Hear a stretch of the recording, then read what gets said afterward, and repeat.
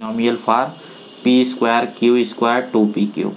ये कैसे बना है इसके डिटेल में न जाइए, आपको बस इतना जानना है कि इन इंडिविजुअल जीन की जो फ्रीक्वेंसी है, फ्रीक्वेंसी का मतलब ये होता है, जीन फ्रीक्वेंसी का मतलब कि जैसे पॉपुलेशन में कोई नंबर है, टोटल जो हैं उसमें इस पर्टिकुलर का कितना नंबर है। जैसे टोटल 1000 की पॉपुलेशन है, उसमें एक पर्टिकुलर एक्स वाले की फ्रीक्वेंसी अगर 10 है तो आप बोलेंगे ये 1000 में 10 हैं, ये इसकी जीन फ्रीक्वेंसीज है। ठीक है, वो कितनी बार रिफ्लेक्ट होता है उस पॉपुलेशन में उस वो एलील पर्टिकुलर। तो ये बोलता है कि कोई भी पॉपुलेशन नेचुरली जेनेटिक इक्विलिब्रियम में होती है। ठीक है, मतलब ये जो जीन के जो इंडिविजुअल जीन हैं वो इस तरीके से बाइनोमियल इक्वेशंस में होते हैं जो कि एक कांस्टेंट में होते हैं। हार्डी-वेनबर्ग प्रिंसिपल फ्रेंड्स आपको एक्चुअल में ये बताता है ना कि कोई भी पॉपुलेशन जो है वो स्टेबल रहती है इनफाइनाइट टाइम तक, जब तक कि उसकी कुछ कंडीशंस को मेंटेन किया जाए। कंडीशन ये होती हैं, कंडीशन है कि उसमें म्यूटेशन ना हो, जीन माइग्रेशन ना हो, जेनेटिक ड्रिफ्ट ना हो, रिकॉम्बिनेशन ना हो, नेचुरल सिलेक्शन ना हो। एक्चुअल में ऐसा कुछ नहीं है कि ये ना हो, ये सब में होता है। ये कुछ वैसे है जैसे आप आइडियल गैस इक्वेशंस पढ़ते हैं केमिस्ट्री में, तो आप उसमें बोलते हैं एटम की साइज 0 हो, कभी होता है क्या? टेम्परेचर इतना हो, कभी वो टेम्परेचर होता नहीं। तो जैसे रियल गैस जो होती है उसकी जो कंडीशन होती हैं, उन सब कंडीशन को आप आइडियल में सेट करते हो तब आइडियल गैस बनती है। ऐसे ही ये एक आइडियल इक्वेशन है हार्डी-वेनबर्ग प्रिंसिपल। ये बेसिकली आपको बताता है कि कौन सी वो कंडीशन है जब एवोल्यूशन नहीं होता। मैंने बताया था कि एवोल्यूशन थ्योरी में हम इनडायरेक्ट प्रूव करते हैं। जैसे अगर आप ये बता दो कि आप वहाँ कब नहीं है तो आप ये बता सकते हो कि बाकी समय आप वहाँ थे, क्योंकि आपके पास ऑप्शन 2 ही हैं, आप थे या नहीं थे। ठीक है, तो इस वजह से हम जो है अगर ये प्रूव करते हैं कि कब कब जो है एवोल्यूशन नहीं होगा, तो बाकी वो टाइम है जब एवोल्यूशन होगा। समझे इस बात को? तो जो जेनेटिक इक्विलिब्रियम है, ये इक्विलिब्रियम तब तक मेंटेन होती है जब तक पॉपुलेशन में कोई म्यूटेशन ना हो, जीन का माइग्रेशन ना हो, जेनेटिक ड्रिफ्ट ना हो, रिकॉम्बिनेशन ना हो, नेचुरल सिलेक्शन ना हो। बट ऐसा होता नहीं है। जैसे ये एक पर्टिकुलर पॉपुलेशन हमने ले लिया, अब इसमें से इन पर्टिकुलर ग्रुप को यहाँ से माइग्रेट करना पड़ा, तो माइग्रेट करने पे ये जो ओवरऑल पॉपुलेशन की जो वेरिएशन थी वो क्या हो गई? कम। वेरिएशन में चेंज तो हुआ ना, तो माइग्रेशन की वजह से कम हुआ। कुछ माइग्रेशन इसमें जो है इस तरीके से हो सकता है कि कुछ नए एलील्स इसमें ऐड हो जाएं, तो जो वेरिएशन है वो बढ़ जाएगी। मतलब दोनों तरीके का पॉजिटिव और निगेटिव माइग्रेशन हो सकता है कि कुछ इससे जो अलग हो जाए और कुछ इससे आके जुड़ जाए। जुड़ जाएंगे तो बढ़ जाएगा और निकल जाएंगे तो घट जाएगा। जेनेटिक ड्रिफ्ट तब बोलते हैं जब कोई आइसोलेटेड पॉपुलेशन हो और उसमें से बहुत ड्रेस्टिक लेवल की चीज़ें चेंज हो जाए। जैसे मान लो ये तीनों के तीनों कॉम्बिनेशन यहाँ से निकल जाए अचानक से, या ये तीनों के तीनों कॉम्बिनेशन निकल जाए एक अच्छा खासा, या ये पूरा निकल जाए इस तरीके से, तो सिर्फ ये बच जाएगा और जो डाइवर्सिटी है वो अचानक से बहुत गिर जाएगी। तो ये इसको बोलते हैं ड्रिफ्टिंग। ठीक है, फिर इसके बाद रिकॉम्बिनेशन आता है। रिकॉम्बिनेशन के बारे में आपने पढ़ा है मेंडल का इंडिपेंडेंट असॉर्टमेंट, कैसे दो जीनों का आपस में कॉम्बिनेशन होता है। और आपने लिंकेज और क्रॉसिंग ओवर पढ़ा है कि कैसे एक ही क्रोमोसोम पे जो लिंक जीन है उनकी ब्रेकिंग होके वापस वो रिकॉम्बिनेट बनते हैं। तो दो तरीके से रिकॉम्बिनेशन हो सकता है, जिसमें हम गेमेटिक फ्यूजन को बोलते हैं जो ड्यूरिंग मियोसिस होता है, या फिर मतलब इंट्रा एलेलिक या इंटर एलेलिक। जैसे देखो मैं बताता हूँ,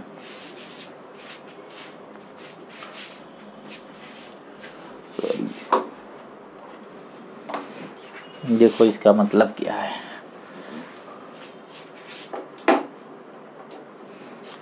देखो जैसे एक तो क्या यार एक देखो, जैसे आप इस तरीके से क्रोमोसोम के डिफरेंट पेयर बनाते हो, ठीक है। तो एक सेट ये है, एक सेट ये है, ये पहला सेट है, ये दूसरा सेट है। तो अगर आपका जीन आप इंटरेस्ट, जैसे मान लीजिए ये इस पे है, ये इस पे है, ये P है, ये Q है, ठीक है, ये R है, ये R है। अब देखो ये दोनों लिंक जीन हैं, बट ये लिंकेज टूट सकता है, तो ये क्रॉसिंग ओवर की वजह से होगा। और ये चीज़ कब होगी? जब मियोसिस होती है, ठीक है, गेमेटोजेनेसिस में।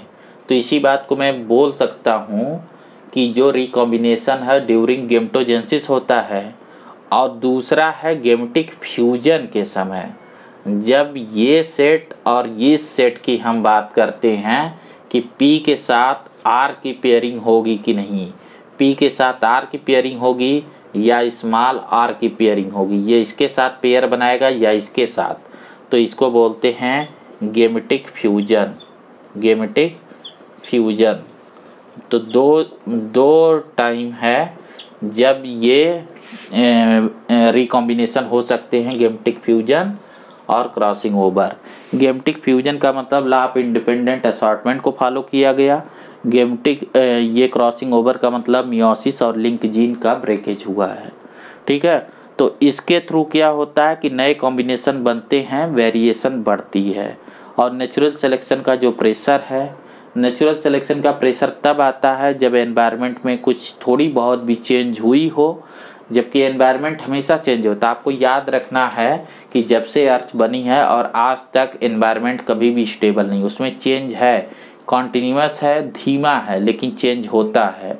तो कोई पॉपुलेशन में अगर ये सब न हो तो एनवायरनमेंट तो बदलेगा, और जब एनवायरनमेंट बदलेगा तो जाहिर सी बात है कोई न कोई जीन ज़्यादा ऑपरेशनल हो जाएगा। जैसे मैंने आपको कैमल वाला केस बताया था कि सिर्फ X3 में जो है वाटर कंजर्वेशन की कैपेसिटी हो, बाकी सब कॉम्बिनेशन बेकार हो जाएंगे, सिर्फ ये ऑपरेशनल हो जाएगा, तो इसका नेचुरल सिलेक्शन हो जाएगा। क्या मेरी बात समझ में आ गई आपको? तो ये सारे ना, इस थ्योरी में ये माना गया कि पॉपुलेशन जेनेटिक्स की वजह से कि पहले एक सोर्स ऑफ वेरिएशन होता है जो पॉपुलेशन में इनबिल्ट होता है, वो सब क्यों होते हैं वो कहानी यहाँ समझा दी गई, ठीक है। अब ये सारा का सारा जो आपको बताया गया कि ये सारा का सारा जो सोर्स ऑफ वेरिएशन है, इन वेरिएशन का जिनको इंडिविजुअल तरीके से आपको समझा दिया गया, इनका जो है जेनेटिक बेसिस ऑफ एडाप्टेशन होता है। देखो ये मेन लाइन है तो इसको अलग कर रहा हूँ। सोर्स ऑफ वेरिएशन, इनकी वजह से पॉपुलेशन में एक वेरिएशन आएगा, जैसे कि यहाँ आया है। इसके वजह से जब पॉपुलेशन में ये वेरिएशन आएगा तो इस वेरिएशन का एक यहाँ मैकेनिज्म मेंशन की गई है, जेनेटिक बेसिस ऑफ एडाप्टेशन। इस वेरिएशन का जेनेटिक बता रहा हूँ इसको बात को, एडाप्टेशन। जैसे लैमार्क ने क्या कहा था, लैमार्क ने बोला था कि एनवायरनमेंट का इफेक्ट होता है और उसके वजह से एडाप्टेशन होता है, सोमैटिक एडाप्टेशन। यहाँ बताया जा रहा नहीं, एडाप्टेशन जेनेटिक बेसिस है। इसका मतलब है कि कोई अपने मन से नहीं एडाप्ट कर रहा है। बात ये है कि बाहर का जो माहौल चेंज हुआ है वो चेंज होगा, उसमें कोई एक खास कैरेक्टर, जैसे X3 ज़्यादा सुटेबल है, ये ऑपरेशनल हो गया है। इस वजह से हैबिटेट का जो फीचर है, देखो X3 बाहर के एनवायरनमेंट से मैच कर रहा है, इस वजह से इसका एडाप्टेशन हो गया। हो सकता है X1 भी मैच कर रहा हो, तो अब पॉपुलेशन में दो ही जीन बचे, X1 और X3 बचे। तो इस चीज़ को बोला जा रहा है जेनेटिक बेसिस ऑफ एडाप्टेशन। इसके लिए आपके बुक में इस बात को दिखाया गया है जेनेटिक बेसिस ऑफ एडाप्टेशन कैसे होता है। जैसे एक एग्जांपल है इंडस्ट्रियल मेलानिज्म, ये आपको दिखाया गया है। इसमें आपने देखा है कि एक मॉथ, एक कीड़े का एग्जांपल लिया गया है ब्रिटेन में, बिस्टन बिटुलेरिया, जिसमें ये बोला गया है कि इंडस्ट्रियल रेवोल्यूशन से पहले उनकी जो पॉपुलेशन थी वो ज़्यादा से ज़्यादा वाइट पॉपुलेशन थी। ठीक है, क्योंकि वाइट पॉपुलेशन वहाँ के पेड़ों पे चिपकी रहती थी जिनका बैकग्राउंड भी वाइट था। जैसे वाइट पे अगर वाइट कीड़ा बैठा हुआ तो कैमोफ्लेज, ठीक है, नेचर में कैमोफ्लेज बहुत बड़े लेवल पे मिलता है। तो कैमोफ्लेज क्यों आया? अब लैमार्क बोलेगा कि कैमोफ्लेज इस वजह से हुआ कि कैमोफ्लेज के लिए ये मजबूर हो गया तो ये अपने बॉडी को वाइट बनाने लगा। ठीक है, लैमार्क के हिसाब से, जो कि आज की डेट में सही नहीं है, ऑर्गेनिज्म अपने हिसाब से नहीं बदल सकते। डार्विन बोलेंगे कि एक्चुअल में पॉपुलेशन में पहले से दोनों थे, ब्लैक और वाइट दोनों या कई वैरायटी के थे। अब वाइट वाला जीन ऑपरेशनल हो गया तो उसकी जीन फ्रीक्वेंसी बढ़ जाएगी पॉपुलेशन में। तो वहाँ पे क्या बताया गया कि वाइट बोर्ड पे जो बैठा हुआ वो कीड़ा है, वो इंसेक्ट है मॉथ, उसको प्रीडेटरी बर्ड देख नहीं पाती थी, और जो ब्लैक मॉथ था उसको देख पाती थी। तो ब्लैक मॉथ को पॉपुलेशन को वो उसकी जो आर वैल्यू उसको बहुत कम कर देती थी और वाइट को ज़्यादा। तो ज़्यादातर वैरायटी हमें वाइट की दिखती थी, ब्लैक भी की बहुत कम हमें दिखती थी। ठीक है, तो यहाँ क्या हो रहा था, नेचुरल सिलेक्शन कर रही थी। कौन सी कर रही है? बर्ड कर रही है। तो नेचुरल सिलेक्शन की वजह से कौन सा जीन ऑपरेशनल हो गया? वाइट जीन ऑपरेशनल हो गया।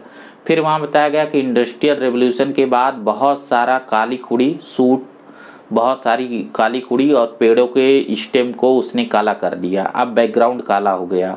तो पॉपुलेशन में जो ब्लैक पॉपुलेशन थी वो जो है मिलेनिन, मिलेनिन का मतलब डार्क कलर, जो डार्क पॉपुलेशन वाला जीन था वो हावी हो गया, उसकी जीन फ्रीक्वेंसी बढ़ गई और वाइट वाला कम हो गई। इसको क्योंकि एनवायरनमेंट में जो चेंज हुआ वो एंथ्रोपोजेनिक था, ह्यूमन की वजह से हुआ, वो बहुत जल्दी हुआ, तो हमें बहुत जल्दी नेचुरल सिलेक्शन ऑपरेशनल होता हुआ दिख गया। तो हमें पता है नेचुरल सिलेक्शन वो चीज़ है जिससे ऑर्गेनिज्म अपने सराउंडिंग में एडॉप्ट करते हैं। उसका बेसिस क्या है? यूज और डिसयूज ऑफ ऑर्गन नहीं है, बल्कि उनका जेनेटिक मेकअप है। उनका जेनेटिक मेकअप जो है एनवायरनमेंट को सूट कर रहा, तो वो वहाँ जाके एडॉप्ट हो गए। अब ह्यूगो डिब्रीज क्या बोलते? ह्यूगो डिब्रीज बोलते कि अचानक से रातों रात एक कीड़े में जो है चेंज हुआ, वो वाइट कलर का था और वाइट रिक्वायरमेंट थी, इस वजह से हो गया। तो जब उनका इतना अनप्रिडिक्टेबल था, वो तो रेड भी हो सकता था ना, क्या गारंटी है कि वो वाइट हो, और कितने म्यूटेशन के बाद वाइट होगा, तो वो नहीं बता पा रहे थे। समझे इस बात को? इसलिए ऐसा बोला गया कि म्यूटेशन एक्चुअल में म्यूटेशन होते ही वो ऑपरेशनल नहीं होता है। म्यूटेशन वेरिएशन को सिर्फ बढ़ाता है। पॉपुलेशन में पहले से वाइट और ब्लैक थे, तो पहली बार हो सकता है ना कि पॉपुलेशन में सिर्फ ब्लैक वैरायटी रही हो जो ओरिजिनल रही हो, और वाइट वैरायटी म्यूटेट होके हुई हो, लेकिन जीन बेकार था और जीन हार्मफुल था, तो उसकी फ्रीक्वेंसी बहुत कम करके उस पॉपुलेशन में पड़ी हुई थी, ऑपरेशनल नहीं हो पा रही थी। लेकिन ज्यों ही बाहर का माहौल बदला, वाइट वैरायटी को एडवांटेज मिला और जीन फ्रीक्वेंसी पूरी तरीके से चेंज हो गई। अब शायद मेरी बात को आप समझ पा रहे हो। इसी को बताने के लिए आपको इंडस्ट्रियल मेलानिज्म का एग्जाम्पल दिया जाए। दूसरा एग्जाम्पल जो आपको दिया जाता है वो आपको बताया जाता है नेचुरल सिलेक्शन एंड पॉलीमॉर्फिज्म। जो नेचुरल सिलेक्शन है उसके लिए आपको 3 ग्राफ बताए जाते हैं। जैसे आपकी टेक्स्ट बुक में ये 3 ग्राफ आपको दिखाए गए हैं। 1 मिनट में दिखाता हूँ आपको।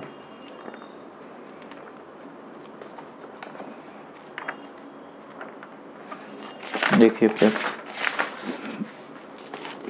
ये जो 3 ग्राफ आपको दिखाए गए हैं, इन ग्राफ में पेज नंबर 136 है। इसमें आपको दिखाया गया है 3 तरीके से पीक दिखाई गए हैं, शिफ्टिंग दिखाया गया है, जिसमें एक है स्टेबलाइजिंग टाइप का, एक में 2 पीक वाला हुआ है और एक डायरेक्शनल टाइप का हुआ है। तो 3 तरीके से ये शिफ्ट हो सकता है। ये 3 तरीके से जो है ये नेचुरल सिलेक्शन ने डायरेक्शन तय की होगी, इसे चेंज किया होगा। अब चलो हम इस पे एक और टॉपिक इससे आगे चलते हैं कि नेचुरल सिलेक्शन और पॉलीमॉर्फिज्म। इसका मतलब ये होता है ना कि एक जैसी मिलती जुलती कई सारी स्पीसीज होती हैं, लेकिन वो अलग हैबिटेट में जब अपने आप को एडजस्ट करती हैं वो वहाँ एडॉप्टेड होती हैं जेनेटिक बेसिस पे। जैसे गेहूं की 2 वैरायटी है, एक कनाडा और रसिया में होती है ठंडे क्लाइमेट में, और एक गर्म क्लाइमेट में जैसे इंडिया वगैरह ये जो कंट्री हैं यहाँ होती हैं। तो जो ठंडी क्लाइमेट वो भी ट्रिटिकम स्पीसीज है, ट्रिटिकम गेहूं का साइंटिफिक नेम है, तो वो भी वहाँ जो है वो भी गेहूं की वैरायटी है और ये भी है। बस दोनों में हुआ ये है कि उसका एडाप्टेशन उस कोल्ड क्लाइमेट में हुआ है, क्योंकि उसमें जो एंजाइम है वो कोल्ड क्लाइमेट में सर्वाइव करती हैं और यहाँ की वैरायटी हॉट क्लाइमेट में सर्वाइव करती हैं। बाकी मैक्सिमम चीज़ उनके जो है सेम है। तो ऐसी स्पीसीज को पॉलीमॉर्फिज्म बोलते हैं। कभी कभी ऐसा होता है कि एक ही चीज़ के कई सारे वैरायटीज होते हैं जो अलग अलग होते हैं। जैसे मैंगो की बहुत सारी वैरायटीज है, ठीक है, तो वो अलग अलग क्लाइमेट के लिए एडॉप्टेड है। ऐसा इसी वजह से हुआ कि वो अलग अलग क्लाइमेट में पहुंची और उन क्लाइमेट में उनके उन पर्टिकुलर वेरिएशन का नेचुरल सिलेक्शन हुआ, तो आज की हमें डाइवर्सिटी मिली। नेक्स्ट वन देखो इसमें क्या है। नेक्स्ट वन जो है जेनेटिक बेसिस ऑफ एडाप्टेशन जो हो जाता है, तो इसके बाद जो है जो चीज़ होता है उसे हम बोलते हैं आइसोलेशंस। मेरे ख्याल से नीचे दिख रहा होगा, ये थोड़ा हटा देता हूँ, ये अब आप इसे समझ गए होंगे। देखो अब इन पॉपुलेशन का आइसोलेशंस होगा। आइसोलेशंस का मतलब रिप्रोडक्टिव आइसोलेशंस होता है, ठीक है। रिप्रोडक्टिव आइसोलेशंस इन जो है पॉपुलेशन का इनका रिप्रोडक्टिव आइसोलेशन हो गया। ये जो X3 है ये इनकी जो वेरिएशन है, इस वेरिएशन को बहुत अच्छे तरीके से एडॉप्ट कर ली है नए माहौल में, नए एनवायरनमेंट में, क्योंकि एनवायरनमेंट्स की जो नीड थी वो इसको पूरा कर रहा है। अब इसका जो है हेरिडिटी होगा, मतलब कई जनरेशन तक ये आइसोलेटेड रिप्रोड्यूस करेंगे, कई जनरेशन तक। जब ये आइसोलेटेड रिप्रोड्यूस करते हैं और ये पॉपुलेशन का यहाँ से कोई जो है कांटेक्ट नहीं रह जाता है, तो इनमें डिफरेंट रिप्रोडक्टिव आइसोलेशन मैकेनिज्म आ जाती है। वो टेम्पररी वो बिहेवियरल हो सकती है कि बिहेवियर के फॉर्म में, जैसे अफ्रीकन एलिफेंट और इंडियन एलिफेंट। तो इंडिया के एलिफेंट अगर अफ्रीका के एलिफेंट के साथ भी रख दी जाती है तो आपस में रिप्रोड्यूस नहीं करते हैं। वो कर सकते हैं, पोटेंशियली वो कर सकते हैं। हम स्पीसीज को बोलते हैं potentially interbreeding group of population, मतलब वो पोटेंशियल है कि वो आपस में ब्रीडिंग कर लें, बट वो करती कि नहीं है क्योंकि उन्हें बिहेवियरल चेंज हो गया है। तो यहाँ जो चेंज होता है ना वो देखो इस तरीके से होता है, या तो वो बिहेवियरल हो जाता है या फिर वो जेनेटिक हो जाता है या फिर वो एनाटॉमिकल हो जाता है, ठीक है, एनाटॉमिकल या मॉर्फोलॉजिकल, ये सब उनमें चेंजेज आ जाते हैं, ठीक है, जिसकी वजह से वो अलग ही रिप्रोड्यूस करने लगती है। और जब ऐसा होता है तो एक नई स्पीसीज बन जाती है, ये एक नई स्पीसीज का फॉर्मेशन हो जाता है। नई स्पीसीज कैसे? क्योंकि स्पीसीज को आप क्या डिफाइन करते हो कि potentially interbreeding group of population, interbreeding group of population होती है जो रिप्रोडक्टिवली आइसोलेटेड होती है और जेनेटिकली डिस्टिंक्ट होती है। तो ये जो X3 है ये पोटेंशियल इंटरब्रीडिंग है, वहाँ ये इंटरब्रीड कर सकती है, बट अब इसमें रिप्रोडक्टिव आइसोलेशन आ चुका है, जेनेटिकली डिस्टिंक्ट है, इसका जीनोटाइप उसके जीनोटाइप से डिस्टिंक्ट है, ये बिल्कुल अलग है, और रिप्रोडक्टिवली आइसोलेटेड है बट पोटेंशियली इंटरब्रीडिंग पॉपुलेशन है। इस वजह से आप कह सकते हो कि ये नई स्पीसीज इवाल्व हुई, क्योंकि स्पीसीज की मॉडर्न डेफिनेशन इस पे सूटेबल हो रही है। क्या मेरी बात समझ रहे हो? मैं एक बार इसको फिर से बताता हूँ। Modern synthetic theory, modern synthetic theory में सिंथेटिक क्या हुआ? सबसे बड़े सिंथेटिक अप्रोच है कि इसमें पॉपुलेशन जेनेटिक्स मिलाया गया, इसमें डार्विन की नेचुरल सिलेक्शन मिलाया गया, और इसमें जो है क्या मिलाया गया? इसमें जो है नेचुरल सिलेक्शन के साथ साथ म्यूटेशन थ्योरी मिलाई गई, और इन तीनों को मिला के तब इस थ्योरी को बनाया गया। तो एक चीज इसमें ध्यान दो, मैं आपको समझाता हूँ। सबसे पहली चीज है source of variation population genetics को बताया गया। एक चीज जानो कि ये कोई जीन जो एक्स था उसमें इतने बार म्यूटेशन हुए होंगे, 3 बार, जब X1, X2, X3 ये 3 बार इसमें म्यूटेशन हुए हैं। ये 3 जो है ये 3 बार इसमें म्यूटेशन हुए हैं, जिसकी वजह से नए जीन बने हैं। फिर जीन के नए कॉम्बिनेशन बने हैं, रिकॉम्बिनेशन, और फिर ये जीन रेगुलर हो गए। जब ये पहली बार बने थे ना, तब ये ह्यूगो डी ब्रिज के डिसकंटिन्यूअस वेरिएशन थे, क्योंकि वो पॉपुलेशन में पहली बार पाए जा रहे थे, वो नए थे। समझे इस बात को? वो पहली बार बने थे, वो नए थे, इस वजह से उनको बोल रहे थे हम कि वो जो है डिसकंटिन्यूअस वेरिएशन है। लेकिन अब ये पॉपुलेशन में इस तरीके से मैक्सिमम पॉसिबल कॉम्बिनेशन में अब ये प्रेजेंट हो गए हैं। तो इनके जितने पॉसिबल कॉम्बिनेशन है इनको क्या बोलेंगे? ये जो रिकॉम्बिनेंट टाइप है तो इनको हम बोलेंगे कॉन्टिन्यूअस वेरिएशन। ये सब तो पॉपुलेशन में कॉन्टिन्यूसली प्रेजेंट हैं, तो इनको हम बोलेंगे कि ये कॉन्टिन्यूअस वेरिएशन है जो पॉपुलेशन में है। अब इस कॉन्टिन्यूअस वेरिएशन का नेचुरल सिलेक्शन हो सकता है। नेचुरल सिलेक्शन किसके लिए? जेनेटिक बेसिस ऑफ एडाप्टेशन के लिए। इनके जीन जो कॉम्प्लीमेंट है उसके बेसिस पे इनका एडाप्टेशन हो। यहाँ आपको ध्यान देना है कि जरूरी नहीं कि ये पांचों में चेंज हो, इनमें से कुछ कंडीशंस हो सकती है कि कोई कंडीशन हो। जैसे म्यूटेशन तो हुआ होगा, म्यूटेशन को सबसे मदर माना जाता है एवोल्यूशन के लिए, क्योंकि म्यूटेशन को बोला जाता है fountain head of the evolution. अगर म्यूटेशन नहीं होता तो इस जीन में डाइवर्सिटी क्या होती? एक्स टाइप, XX जीन होता। जब इसमें म्यूटेशन हुआ X1, X2, X3, तभी तो ये जो है डाइवर्सिटी क्रिएट हुई।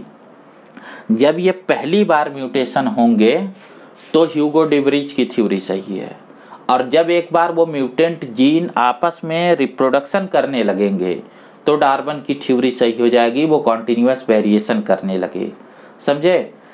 तो जो पहली बार जो चेंज हुआ, जो पहली बार हर जीन में जो म्यूटेशन होता है पहली बार,